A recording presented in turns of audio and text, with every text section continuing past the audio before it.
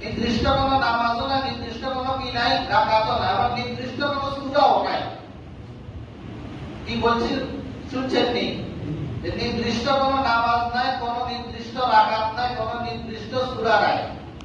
বরং যে যতটুকু পারি, যে সূরা পারি, যে যত রাকাত পারি আমরা সেগুলো পড়ব।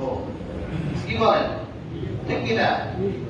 এটার মধ্যে কোনো কি নাই, যে যার যতটুকু সামর্থ্য আছে, যার যতটুকু মন চায় সে ততটুকু করব। 12 রাকাত পড়তে হবে, 24 রাকাত পড়তে হবে, 21 রাকাত পড়তে হবে না, যতটুকু আপনার সম্ভব ততটুকু পড়বেন। যে সূরা দিয়ে পারেন সেই সূরা দিয়ে পড়ার জন্য কি করবেন? চেষ্টা করবেন। অনেক জনকে দেখা যাচ্ছে সূরা ফাতিহা একবার পড়বো, সূরা ইখলাস পড়বো 3 বার, 11 বার। এগুলো আসলে কোনো আমরা হাদিসের মধ্যে পাই নাই। আপনি কোন জায়গায় পাইছেন? আমাদের কোন জায়গায় আমরা আমল করব। কি বলেন? এগুলোর কোনো ভিত্তি নাই। আবার রাকাতেরও কোনো কি নাই, সংখ্যা নাই। যে যত রাকাত পারি তত রাকাতই কি করব? আদায় করব। আমাদের মামুনেরা এগুলো অনেক অনেক বই থেকে এগুলো জানিয়ে কি করে আমল করতেছে। আমরা বলি যে না, এগুলো ভিত্তি নাই কোনো। এই জন্য যে যত রাকাত পারে তত রাকাত কি করব? পড়ব। যে সূরা মন চায় সে সূরা দিয়ে পড়ব। হ্যাঁ, নির্দিষ্ট কোনো রাকাতও নাই, নির্দিষ্ট কোনো কি নাই, সূরা নাই, নির্দিষ্ট কোনো আমল নাই। আপনার মন চাইছে 2 রাকাত, 4 রাকাত, 6 রাকাত, 8 রাকাত, 12 রাকাত পড়েন। এরপরে না মন চাইছে আপনি কতক্ষণ কি করেন? কোরআন তেলাওয়াত করেন। এরপরে মন চাইছে আপনি কতক্ষণ কি করেন? জিকির করেন। মন চাইছে আপনি কতক্ষণ ঘুমান। হ্যাঁ, কোন নির্দিষ্ট কোনো কি নাই, ইবাদত নাই। এই জন্য আমরা 1 নম্বর আমল কি বলছি বলেন? ফজরের নামাজ কি করব? জামাতে পড়ব। আর যে যতটুকু সম্ভব আমরা কি করব? নফল ইবাদত করব। যদি সম্ভব হয় আমাদের যাইতে আসতে, আমাদের মুরব্বিদের যাদের খবর আছে, আমরা জিয়ারত করার জন্য কি করব? চেষ্টা করব। কি করব? চেষ্টা করব। একবার সূরা ফাতিহা, দুইবার সূরা ইখলাস দাঁড়াইয়া পড়ব। হ্যাঁ, যে সূরা পারি আমরা সেই সূরাগুলো পড়ি। এটা বলবো যে আমাদের মুরব্বিদের রূহের উপর সওয়াবগুলো পৌঁছায় যায়। হ্যাঁ, এই দোয়া করব। কি বলেন? আর যে আজকে তো রাত্রে তো আমরা ইবাদত করব, যদি সম্ভব হয়। হ্যাঁ, যে আগামীকাল কি করব?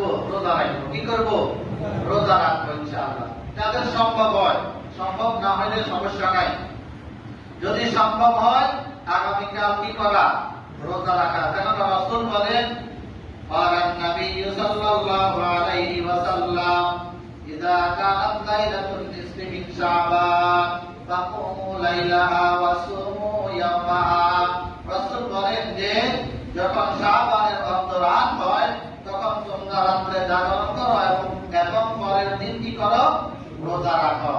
এই জন্য রাত্রে ইবাদতের কথা আছে, আবার পরের দিন রোজার নির্দেশ কি আছে। আল্লাহ রাসূল এই দিনও রোজা রাখছেন। শুধু এই দিন রাখছে তাই নয়, সবে বরাতে রাখছে শুধু তাই নয়। রাসূল বলেন যে হযরত আয়েশা সিদ্দিকা রাদিয়াল্লাহু তাআলা আনহা বলেন যে আল্লাহ রাসূল অন্য মাসে এত রোজা রাখতেন না যে পরিমাণ আল্লাহ রাসূল শাবান মাসে রোজা রাখতেন। হ্যাঁ, আল্লাহ রাসূলকে জিজ্ঞাসা করা হলো, ইয়া রাসূলুল্লাহ, আপনি এই মাসে এত বেশি কেন রোজা রাখেন? রমজানের পরে আপনি অন্য মাসে এত রোজা রাখেন না, এই মাসে কেন এত রোজা বেশি রাখেন? রাসূল বলেন, এই মাসের মধ্যে এমন একটি রাত আছে যে রাতের মধ্যে আমাদের যে মৃত্যুর তালিকা, আমাদের জিন্দা মৃত্যুর কি তালিকা, অর্থাৎ কারা কারা এই বছরে মারা যাবে, কারা কারা এই বছরে জন্মগ্রহণ করবে, তাদের তালিকা আল্লাহ রাব্বুল আলামিন হযরত আজরাইল আলাইহিস সালামের হাতে দিয়ে দেন।